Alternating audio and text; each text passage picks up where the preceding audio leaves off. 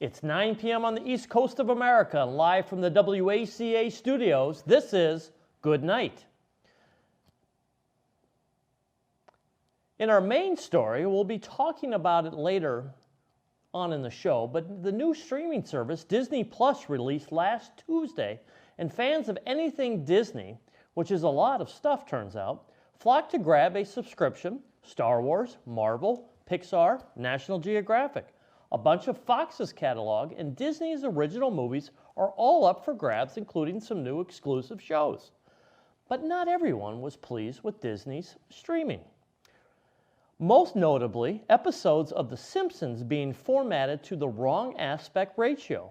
Connor's going to have a few things to say about that later on, but people were also not satisfied with Disney's content warning on some of its racier cartoons. Dumbo is a prime attraction on the service, and anyone who's seen the unedited Dumbo knows it's pretty racist. A group of crows that are coded as African American, one even being named Jim Crow, have a musical number. It's drawn widespread criticism over the years, along with some other racist blemishes in Disney's catalog. And as such, the company put a little disclaimer in front of Dumbo on Disney+. It is, as stated, having outdated cultural depictions, which is true, but also, as many Twitter users pointed out, much less than other companies have put into explaining their disclaimers. Warner Brothers is seen as the go-to, and their warnings in front of suspect Tom and Jerry and Looney Tune episodes firmly states the racial prejudice in the shows and how it's important to show them in their original form. Some may dismiss this complaint as nitpicking, but I don't know. If you're the most powerful media conglomerate in the world, maybe you should be more on top of your racism. In bodybuilding news, pro wrestler and star of the new kids movie Playing with Fire, John Cena was asked about his diet and how he stays so ripped on his recent press tour. He told everyone about his incredibly healthy diet, but also dished on how he used to be addicted to Tic Tacs. The WWE poster child said that he used to tear through a couple boxes right before a shoot because of some superstition. Now, I'm not sure what kind of superstition Cena was dealing with here, but I'm not going to question him for fear of receiving an attitude adjustment. I'm also not going to question him because he's won the WWE Championship belt 16 times and because, well, have you seen the guy? He's like if a bottle of charisma was dumped over a brick wall. Either way, hearing about Cena's diet has inspired our producer Connor to incorporate it into his own workout routine.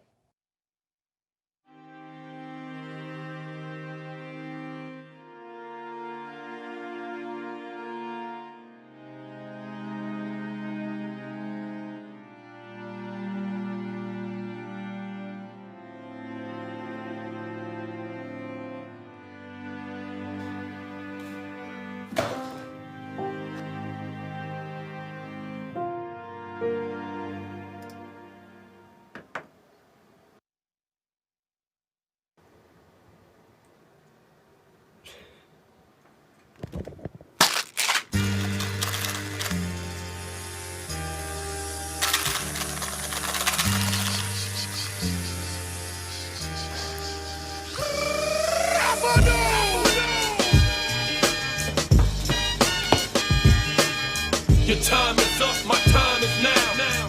If he keeps going like that, he'll be a WWE champion in no time. In game show news, Jeopardy's Tournament of Champions concluded over the weekend with the foreseen showdown at the end not disappointing the audience. The two favorites of the competition were James Holzhauer, the savvy gambler who went on a 32-day, $2.7 million win streak before being brought down by fellow competitor and contestant in the tournament, Emma Botched. As expected, the two met in the finals and were matched against Francois Barcombe, another incumbent from the other side of the bracket. But poor Francois just ended up being a punching bag for the two trivia titans, as he struggled to hold his own against the King and the Kingslayer. When the two-day final was over, Holzhauer came away with the win, snagging almost all the daily doubles and using the gambling mindset to pull away from the second day of competition. Emma snagged a close second, and Francois clocked in at a not-so-close third. But besides the finale, another highlight came out of the semifinals when a down-on-his-luck competitor chose to use his final Jeopardy answer to tell host Alex Trebek, "We love you, Alex." Trebek, who has been undergoing treatment for pancreatic cancer, was touched by the response and was as anyone who has ever watched an episode of Jeopardy. Get well soon, Alex. The way you say genre is the only thing that keeps me happy. Genres for 4. A genre category. This genre of art, this genre of novel, this genre of game, this alliterative genre, this fantasy genre, this spooky genre, this popular genre, this 6-letter genre, this genre about a low-born scamp, the genre of American local color ballet, the sword and sandal genre. In celebrity news, singer John Legend was recently named the sexiest man alive by People magazine. But an unlikely contender has put his hat in the ring to dispute that title. The world-famous reggae singer, rapper, game show host, and prolific marijuana enthusiast, Snoop Dogg, posted a picture to Instagram that puts him on the cover of People magazine, stealing the title from John Legend. It puts Snoop in a blue suit, and of course an allusion to his status as a Crip. Now, no disrespect to John Legend. He's a nice enough guy. But if I'm ever going to pick up a People magazine while my groceries are getting scanned, it's going to be because Snoop is on the cover. And I'm going to flip right to the page for some tips on how to live like Snoop Doggy Dogg. That's going to do it for the news this week. Stay tuned for Tom Hamilton's In Case You Missed It segment and a bit from Connor talking about the other part of Disney's Plus people aren't too happy with. And don't go anywhere because we have what's trending on Twitter to discuss, in addition to an interview with Bill Gath to talk about the Ashland Emergency Fund. Keep it locked right here to Good Night.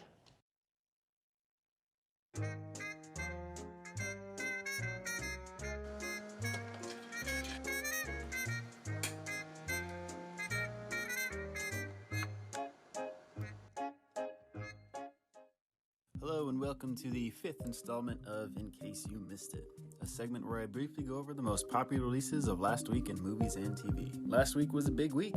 Ford vs. Ferrari was released and smashed the box office, and the amazing Disney Plus was released, featuring a boatload of new shows, and I unfortunately won't have time to cover them all. But fear not. I'll do the same thing I did with Apple TV Plus, where I highlight the shows I think deserve the most attention, and briefly go through a quick lightning round of other shows to check out on your own. All that being said, there's no time to waste. I'm your host, the Stud Muffin Tom Cruise, and we're jumping right into movies. I highly doubt you missed this one, since the advertising for it was literally everywhere, but in case you missed it, see what I did there? On Friday, November 15th, Ford v Ferrari was released in theaters, featuring a cast of Matt Damon, who you should recognize from literally everything, Christian Bale, who you should also recognize from literally everything, John Bernthal, who I personally recognize from The Walking Dead, but others may recognize as The Punisher, and Catriona Balfe, who you may recognize from Escape Plan. Directed by James Mangold, who also directed 2017's Logan, Ford v Ferrari is about the true story of Ford attempting to beat Ferrari in the 24 Hours of Le Mans race, after Ferrari refused Ford's offer of purchasing Ferrari.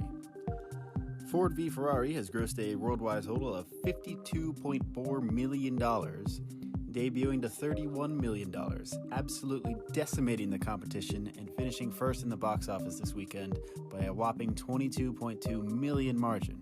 Ford v Ferrari received a 92% on Rotten Tomatoes, with critics saying that it delivers all of the action of an auto racing movie that audiences will expect, while still producing enough human drama to keep the non-racing enthusiasts engaged. This movie is a smash hit. The action, the acting, the story, everything about it is good. Go see it. I don't care who you are, even if you hate racing, you will find something to enjoy in this movie, I promise.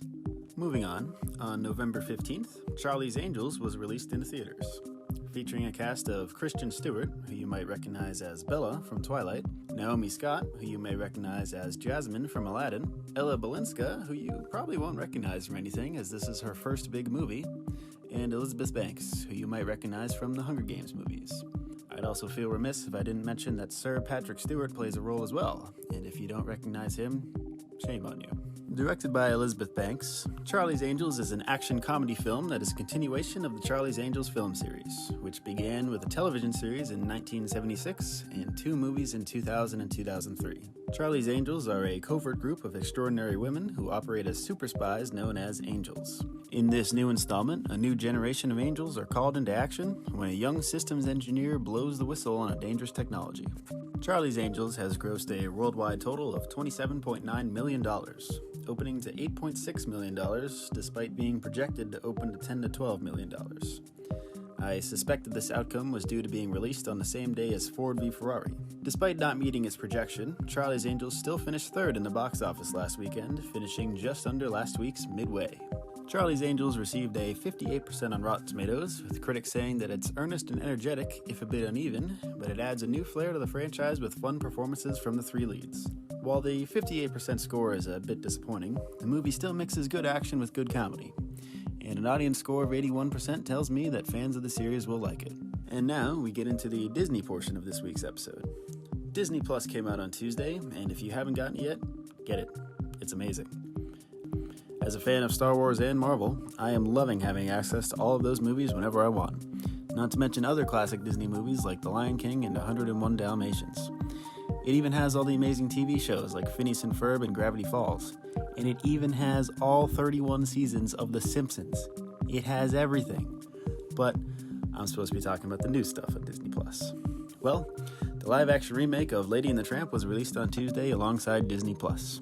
The Lady and the Tramp features a main cast of Tessa Thompson as Lady, who you may recognize as Valkyrie from Thor Ragnarok, Justin Theroux as Tramp, who you may recognize as Adam from Mulholland Drive, Sam Elliott as Rusty, who you may recognize as the cool old guy with a mustache from literally every movie, and Ashley Jensen as Jock, who you may recognize as Byrony from Arthur Christmas. Lady and the Tramp is a retelling of the classic 1955 Lady and the Tramp, where a sheltered uptown cocker spaniel meets and falls in love with a streetwise downtown stray mutt. Lady and the Tramp is unique as far as movies I've covered on this show in that it wasn't released in the theaters, just Disney Plus, so it has no box office stats to report. Lady and the Tramp received a 63% on Rotten Tomatoes, with critics praising the cute dogs and likable cast, but saying that it lacks the magic of the original film. I think by now you've probably figured out if you're someone who likes the live-action Disney movies or dislikes them. There's certainly something to be said about the live-action movies lacking the charm of the original animated versions, but I personally like live-action remakes. A modern update of a classic animated film is always welcome in my book, and with Disney, you at least know that the special effects and cinematography are going to be top-notch. That'll do it for movies. Let's move on to TV. A lot of new shows came out on Disney Plus last week, but arguably the most popular one is The Mandalorian. The Mandalorian stars Pedro Pascal as the Mandalorian, and you may recognize him as Oberyn Martell from Game of Thrones. If you saw Game of Thrones, you know how amazing Pedro was as Oberyn. He's a fantastic actor, and his name alone makes me want to watch the show. The Mandalorian is about a lone bounty hunter in the far reaches of the galaxy, far beyond the authority of the New Republic. The story takes place after the fall of the Empire and before the emergence of the First Order. The show has an 89% on Rotten Tomatoes, with no critic consensus yet, as there's only been 2 episodes of the 8-episode season. But just look at the cinematography here. This is a TV show, not a movie, and it has all the special effects prowess of the current Star Wars movies. It's Star Wars, it's Disney, it's Pedro Pascal. You cannot go wrong with this show. It's already been renewed for a 2nd season, so if you're a fan of Star Wars, give it a watch, because I'm very excited to see where this show is going to go. Now, I've had nothing but praise for Disney Plus so far, but now I need to call Disney out on something here. High School Musical, the series. Who is responsible for this? This is either the most moronic title for a TV show I've ever seen, or it's the most genius one because it got me to talk about it on this show. Its puzzling name has undoubtedly grabbed a lot of attention as well. All that being said though, I've always hated everything on the High School Musical side of Disney, so I'm refusing to give it any more time than I already have out of spite for the stupid name. Look for it in the lightning round because I am not covering it. Next up is Marvel's Hero Project. Released on Tuesday alongside Disney Plus, Marvel's Hero Project is a little different than most TV shows I've covered on this show. It's a documentary series, and I wouldn't normally include shows like that because I try to only focus on narratively focused shows, but I feel like this show is something special and deserves attention. Marvel's Hero Project is a documentary series following extraordinary children who inspire others and make positive changes in their community with selfless acts of kindness and bravery. They are not heroes in the sense that they have superpowers, but they are heroes in the sense that they inspire others and change in the world around them. Each episode features a different kid, tells their story, their work, and each kid featured in the show will get their own Marvel comic. Marvel celebrates these kids as true heroes by welcoming them into Marvel's Hero Project. For me, when you watch the news, there's a lot of negativity in the world, and sometimes it can make me feel a little cynical about the world and the direction it's going. But this is an uplifting show that could serve as a reminder that positivity and hope still exist in the world. You should give it a watch, as it's very inspirational and uplifting, and it can cleanse your palate of the negative media that you probably consume every day. Now, before I end this segment, as promised, here is the lightning round of other shows that you should check out on Disney+. The World According to Jeff Goldblum, another documentary series starring the hilarious Jeff Goldblum. Encore, a series that reunites cast members of a high school musical to recreate their performances several years later. High School Musical, the series. A mockumentary based on the High School Musical film series. And last but not least, Forky Asks a Question, a short animated film series where the beloved Spork asks questions about how the world works, such as, what is love? Those are all interesting shows available only on Disney+, so be sure to check them out. That'll officially do it for tonight's segment of In Case You Missed It. Be sure to tune in next week for the most popular releases of this week.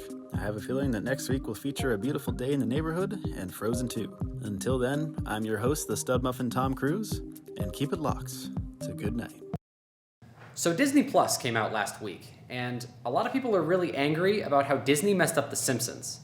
So are these people just nitpicking, or are they justified? First, we need to talk about what aspect ratio is. To put it simply, it's the format in which you're watching the movie. You know those black bars you see either on the sides or on the top and bottom of a movie you're watching, either on TV or at the cinema? That's aspect ratio. Back in the days of film and standard definition, you were more or less restricted into defined ways of using aspect ratio. There was 4:3, or the Academy ratio, but ever since it's gotten a little bit bigger and wider depending on the format and the directors using it, to the point where now there is a specialty film camera for an ultra-wide view. Quentin Tarantino's The Hateful Eight was the first film in 50 years to use it. Any director can use any aspect ratio nowadays, but it works a little bit different for TV. What you're watching right now is a 16:9 aspect ratio. This is the standard for high-definition digital video. But back when TVs were square, and not every single TV was universally high definition, pretty much everything was shown in the 4:3 aspect ratio, including crop-to-hell movies. And this is where we bring in The Simpsons. Originally airing in 1989, it started before the 16:9 TV aspect ratio was even a thing. And so a lot of the physical gags in the older episodes rely on the frame looking like this instead of looking like this. Some channels cropped it, completely ruining some jokes. But when it was ported to Apple TV and their Simpsons World channel, viewers had the option of choosing between the original and HD aspect ratios for some older episodes. When Disney Plus launched, they did not take this approach, instead showing everything in a cropped, blanket 16:9. This didn't sit well with fans, and because of vocal outcry, Disney is now giving an option to watch older episodes in the original aspect ratio, which is cool. I know for a lot of people it's kind of weird seeing those black bars on the side of your screen when you're watching TV, but just know that a lot of people worked really hard to give you that exact uncropped image. To zoom it in and lose the impact, whether it's a joke or a dramatic scene, that's not what digital media should be about. I mean, at least give snobs like me the option to choose. Special thanks to Slate and to Todd Vaziri on Twitter, who has been one of the biggest vocal advocates for the 4:3 restoration. Stay tuned for more Good Night.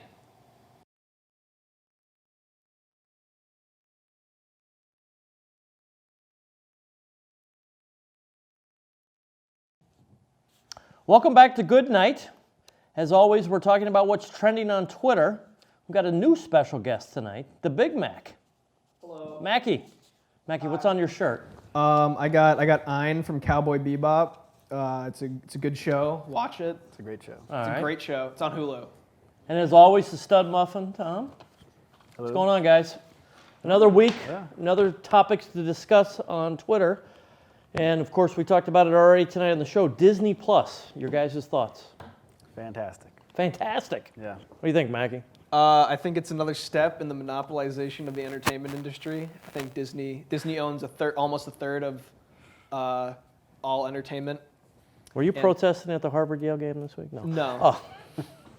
So you think it's good, or you think it's? I think it's are you worried I think about it's an it? extremely well done. I think it's a good product. I just also think that it's a step towards Disney being the driving force between all movies coming out, and I don't necessarily think that they're putting out the most interesting content. They do a lot of half-baked sequels, in my opinion. So do you anticipate down the line, let's say, they do a new Pixar movie, instead of releasing it in the theaters, they only release it on Disney Plus and force people to get Disney Plus? They actually sort of did do that already. Okay. The Lady and the Tramp movie, the live-action remake, that was released only on Disney Plus.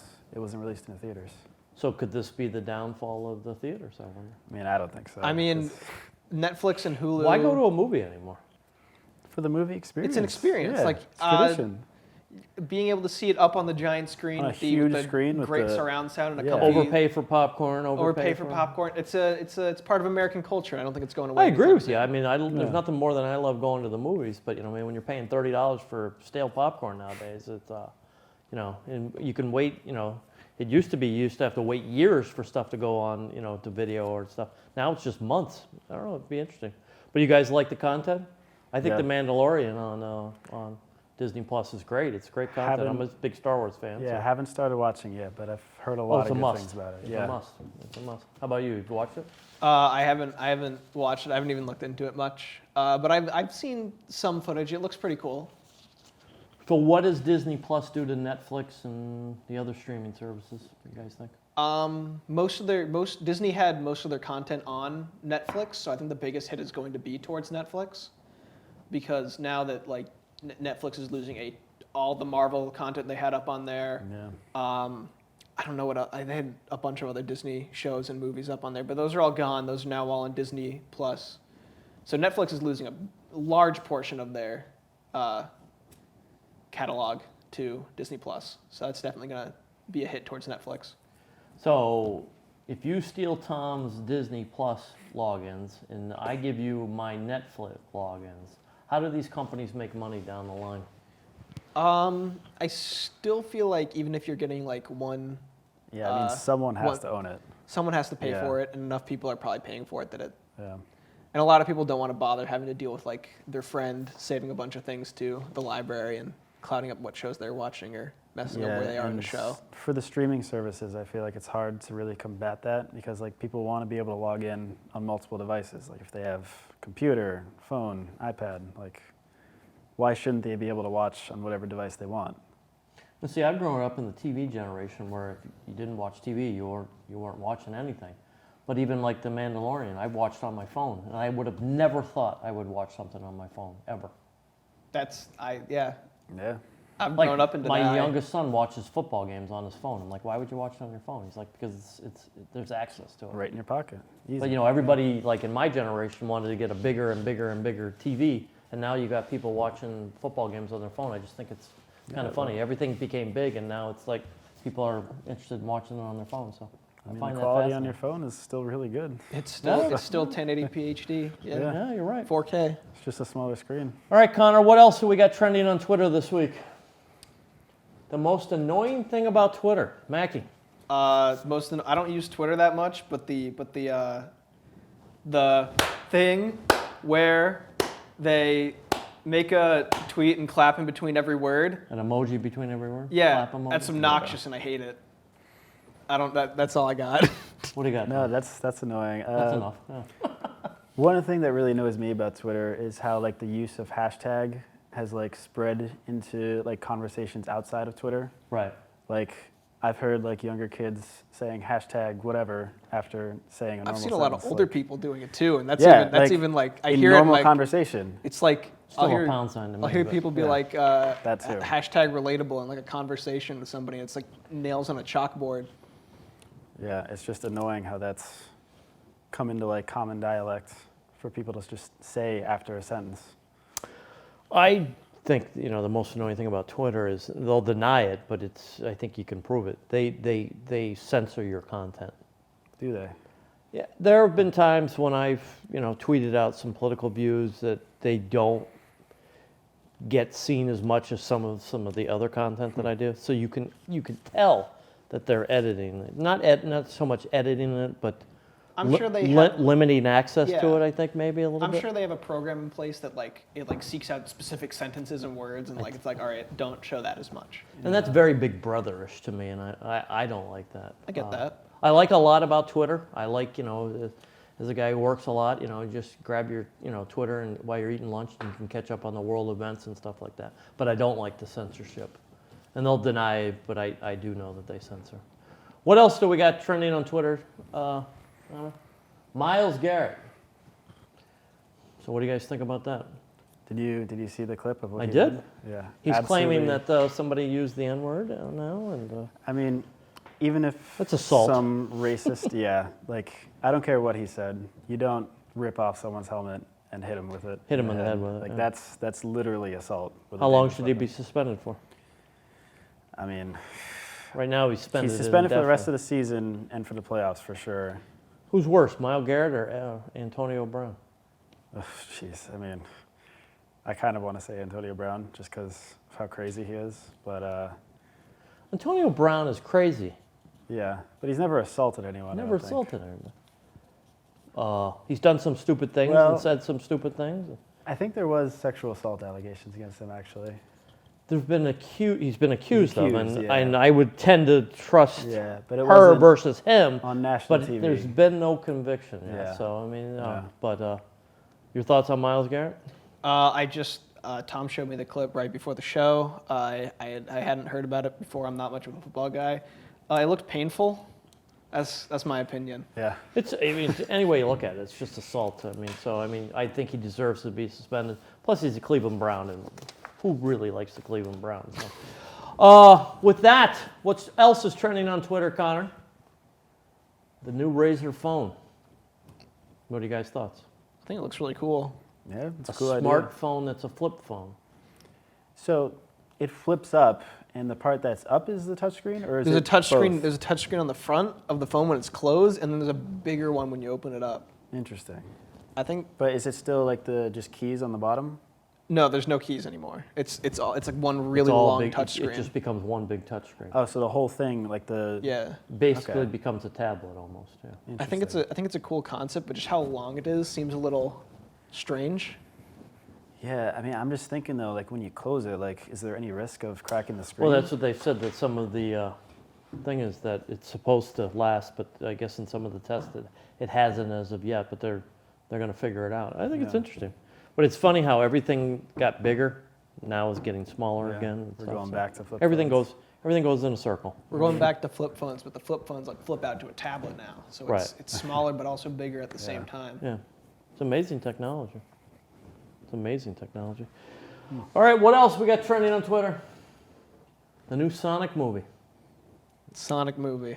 You guys grew up Yep. in the Sonic generation, where Sonic Played was it, big in yeah. the video game world. Played a lot of Sonic Played a when I was lot a of kid. I Sonic. was a big Sonic fan. Yeah, Sonic Adventure. So the Adventure new 2 graphic Battle? that came out, he wasn't what everybody thought he Uh, should look like. In the original No. trailer for the Sonic movie, he looked really gross. He had human teeth. He looked like a real hedgehog with human teeth and Yeah. thumbs. It was not visually. It's not what appeasing. we were looking for. It was Yeah. gross. I didn't People like who grew looking up at on it. Sonic Did not look did great. want that. Yeah. No. So you think it was a marketing ploy? I think it might have been because obviously they fixed it, and like there's a lot of positive like feelings about that, and I feel like that's going to get more people to see Kind the of movie. suspect that they fixed it that fast too. What? Meaning, like, I mean, they how long might did it already- take them? I think it took them like a couple months. Yeah, it took them a couple months, and then also according to Connor, when they make a trailer for a movie with that much CG, the parts that you're seeing are just the parts that are done. This is what Connor said, so don't quote me on it. But Don't blame Connor they didn't for everything. actually Don't worry have about to. Yeah. There wasn't as much done with the movie. They didn't have to as redo the people entire thought there movie. was. They didn't have to redo Yeah. the entire movie. But also, Will you go to the movies and see it, or are you going to wait for it to come out on Disney Plus? I mean, if a friend tries to bring me to it, I don't know. I don't think it's a marketing ploy. I think they originally did that horrible of a job. It is the studio that Maybe. made the Smurfs movie. Very true. Very So like I wouldn't put it past them to do But I that mean- bad. Would you have seen it originally? Oh, I would have totally seen it originally. It looks so funny. It looks so bad. All right. So bad that it's a must see. Yeah, so I'm a big fan of like movies that are so awful that they're funny, and that looked like it would be exactly Okay. that. It's He's going to eat his $30 popcorn and watch a bad movie. Okay. There you go. It's a good time. There you go. Bring some friends around, have a laugh. Well, that's going to do it for another edition of What's Trending on Twitter. Keep it tuned right here on Good Night. When we come back, we're going to have a very important interview with my friend Bill Gath from the Ashland Emergency Fund. Keep it right here on Good Night.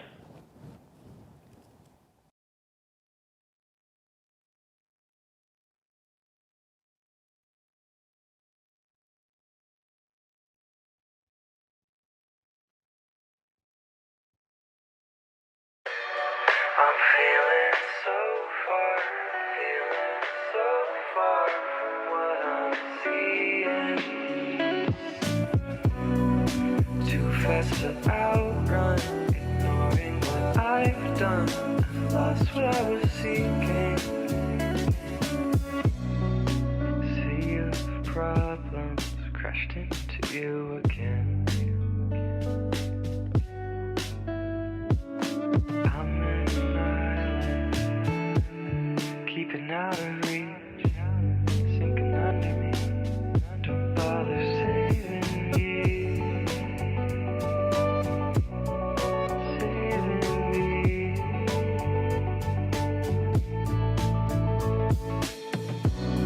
I'm feeling so far from what I'm seeing. Too fast to outrun, ignoring what I've done. I've lost what I was seeking. I'm feeling so far from what I'm seeing. Too fast to outrun, ignoring what I've done. I've lost what I was seeking.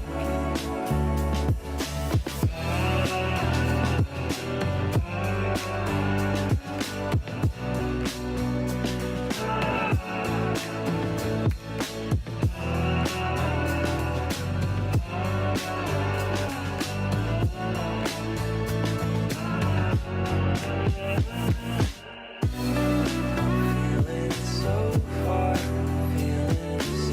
far from what I'm seeing. Too fast to outrun, ignoring what I've done. Lost what I was seeking. Feeling so far from what I'm seeing. Too fast to outrun, ignoring what I've done. I've lost what I was seeking.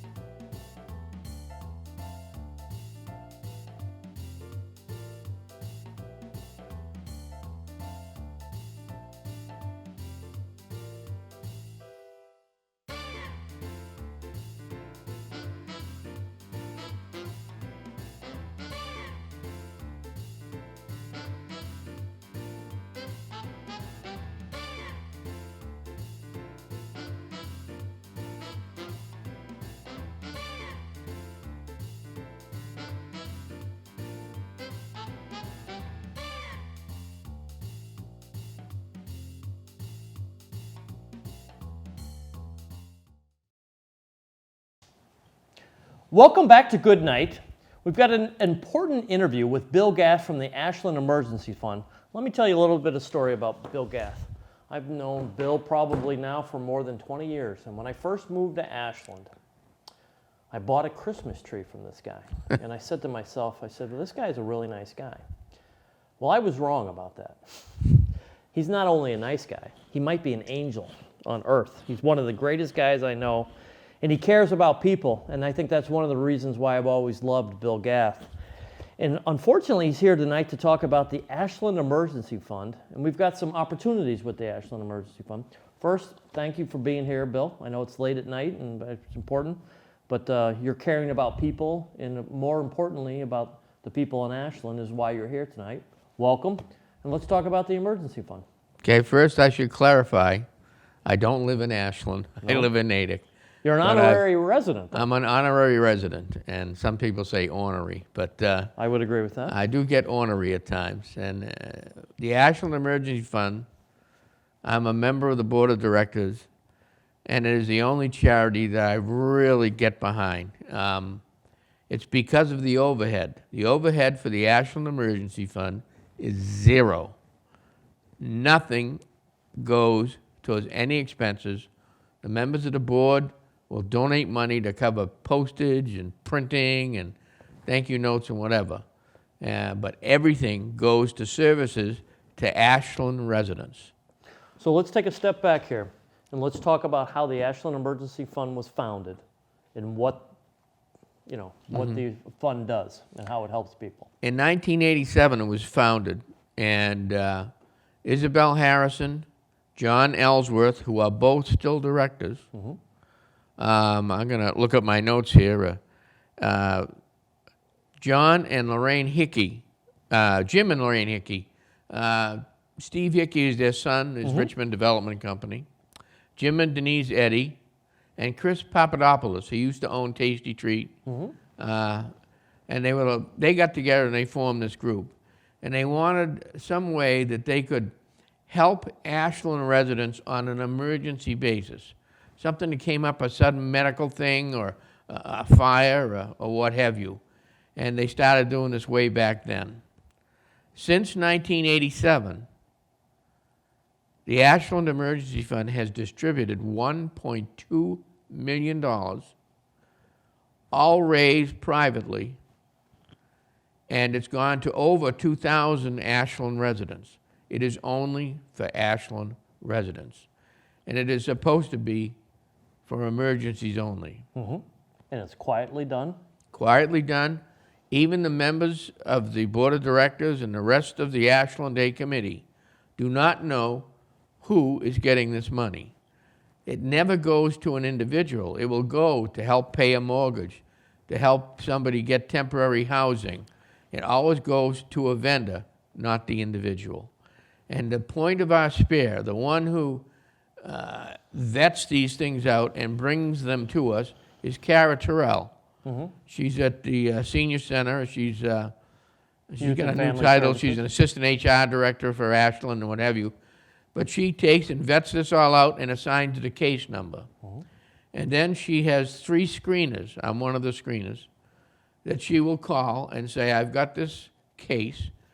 And then she'll give us some of the facts of the case with no names. And a screener will have to say yes or no.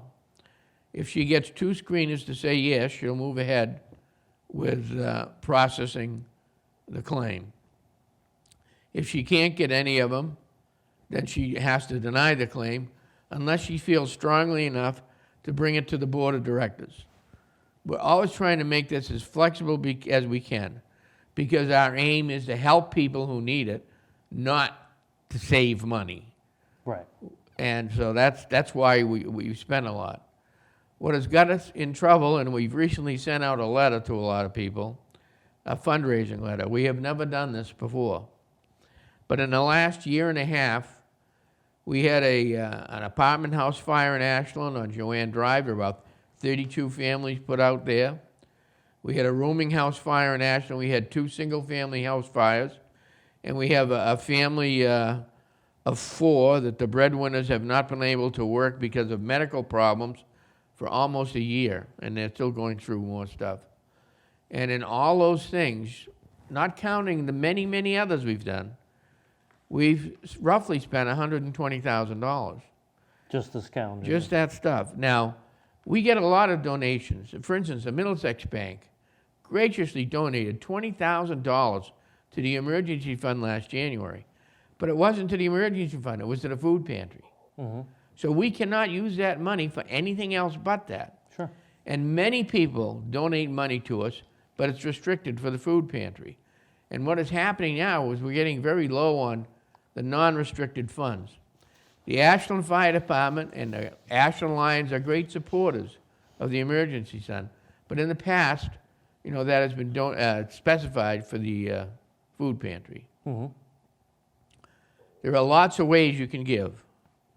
One of the things that I love is I go on to Amazon and I sign into Amazon Smile. If you specify Amazon Smile, it'll ask you what charity you want to support, and we say the Ashland Emergency Fund. Okay. And once you've done that, every time you go on to Ashland Smile, a portion of what you purchase will go to the Ashland Emergency Fund. It's not a lot, but we're not asking a lot. And the thing is, the price you pay, everything is just the same as on the regular Amazon. Another thing that I've been doing lately is I'm getting old. A lot of my friends are passing away. And in lieu of flowers, what I do is I send a donation in their memory to the Ashland Emergency Fund. The Emergency Fund, we have people who will write up a note to the relatives letting know that such and such has donated in somebody's memory to the Ashland Emergency Fund. And they don't specify an amount. It doesn't have to be a lot. Anything we get helps. So those two little things, doing that all the time, would make a big difference. So let's take a half a step back because, as you said, you know, thankfully, the Ashland Emergency Fund had the resources to pay out $120,000. But the cupboard's pretty bare right now. And it's to the point where we're at a critical situation right now. We do not want to deny help to people that need it. But we are getting to the point where we're going to have to take a much harder line on who we will help. This is an can help. This is an emergency fund. We can't carry a family for a long period of time or an individual for a long period of time. It's to be for temporary emergencies. If we can't see a light at the end of a tunnel, we're going to have to step away. And much as we hate to do it because there is a need, we have to do it. We have to make ourselves solvent to help as many people as we can. And we wouldn't be here tonight, almost 30 years of helping the citizens of Ashland. We've never really resulted to this type of conversation. But things are bad right now, and we need people's help.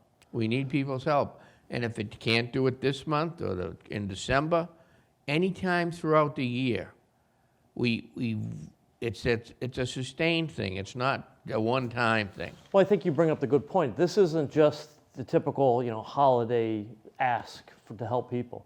The Ashland Emergency Fund is helping people 365 days a year, hopefully for a real long time. But right now, unfortunately, if a big emergency came by, the emergency fund might not be able to assist. So how can people donate? Other than going to Amazon Smile, which I think is a great way to do it. They can... Gave my wife another reason to spend money on Amazon. Thank you, Bill. Excellent. Good. My son works for Amazon. There you go. All right. They can donate by sending donations to... there's a slide that's going to go on. Right. We'll put that shows up. the Ashland Emergency Fund. If they want to go online, they can go to www.ashlandemergencyfund.org, and that will tell you how to. If you have questions and you want to email me, billgath@gmail.com. I'll be glad to answer your emails and send you as much information I can. I have a thing called a frequently asked questions sheet. I could send you and what have you. We also have now put flyers, a trifold, at Sunnyside Cafe, the police station, the fire station, all the banks, and we're going to try and put it out in a few more locations. This explains about the Ashland Emergency Fund. It is not a fundraising brochure. We wanted to get our name out there because we had a couple of instances where we weren't notified immediately by the public safety people, And so we were a day late getting there. Usually, if there's a fire at night, we're there at night. We're helping out at night. We're putting people in the motels and what have you.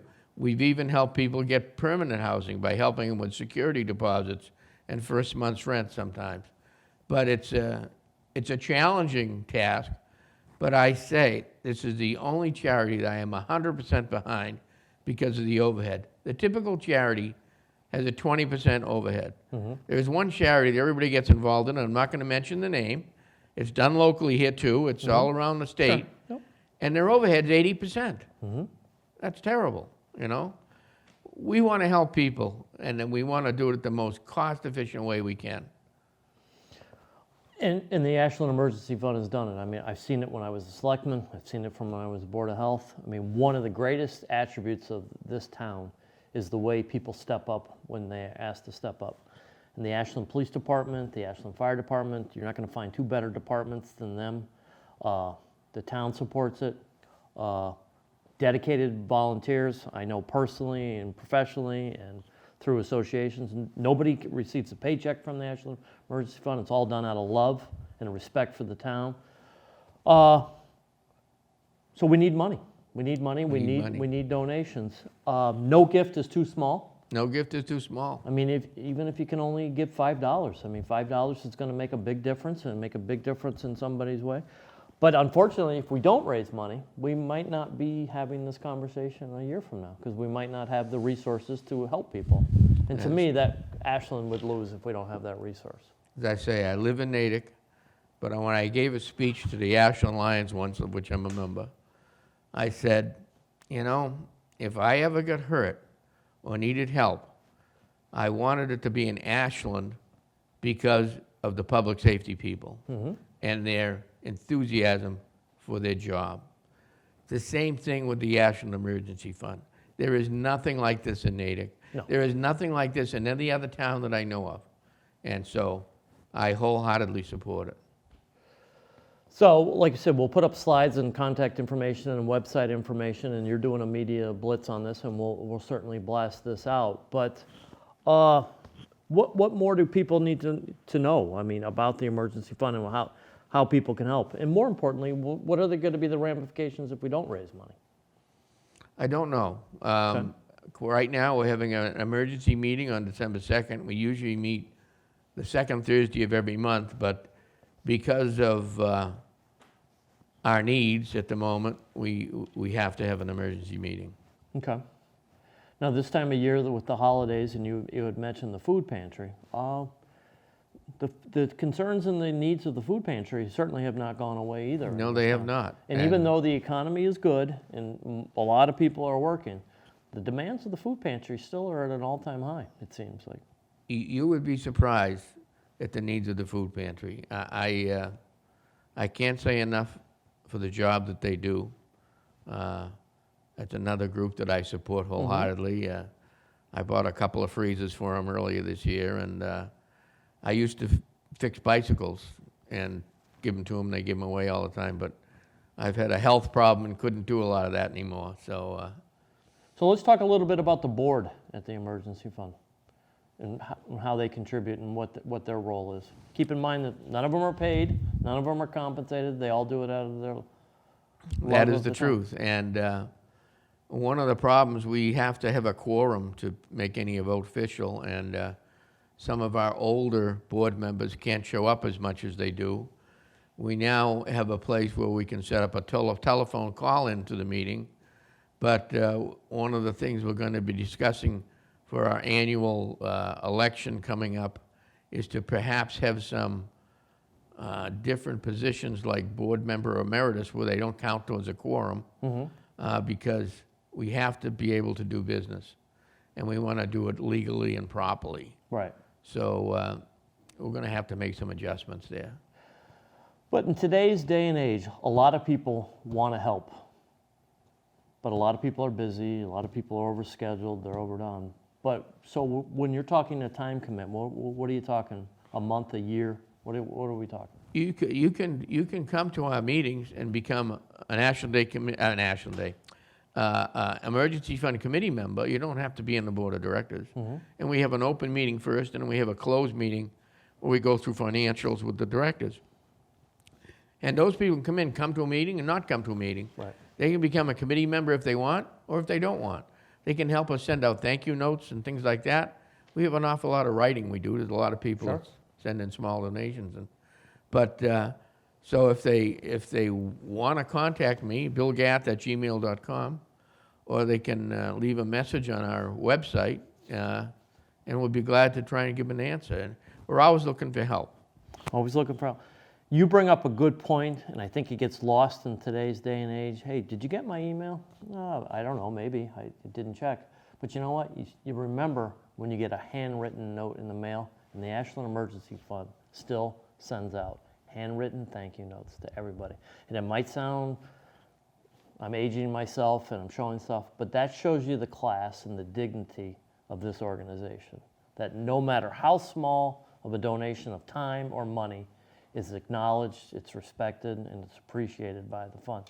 And like Bill said, if you can give an hour a month, you can give a half hour a month, you can write thank you notes, you can pass out flyers. This is the type of thing that has made Ashland a special community. That is correct. That there is nothing like this anywhere else. And as you know, in my politics, I travel the state around. There's nothing like this anywhere. And this is a core identity of the town of Ashland. And unfortunately, we're here tonight because we're in desperate times. We're in desperate times. What more do we need to know? That the lead is ongoing. If you can't help us this month or next month, anytime you can help us, we'd appreciate it. The need goes on. No matter what. No matter what. No matter what. And it might come to an end because we're not going to be able to do it. So please, everyone out there watching, everybody listening, please, we're going to put up the links. We're asking only because it's really that bad. We're asking for the help. Any small donation, reach out to Bill, reach out to ourselves here, even reach out to the station. We'll put you in contact with the right people. Keep in mind that no donation is too small, and we're here to ask you for your help. He's Bill Gath with the Ashland Emergency Fund, and you're watching Good Night. We'll be back right after this. Thanks for watching Good Night. That's going to do it for Season 3 here. It's been a blast bringing you content over the past couple months, and we can't wait to see what you have in store for Season 4. Also, thanks to Bill Gath from the Ashland Emergency Fund and Tom Hamilton and Mackey for their segments and coming up on Twitter. That'll do it for Season 3. Take care. Have a good night, everybody, and don't forget about the Ashland Emergency Fund. Thanks.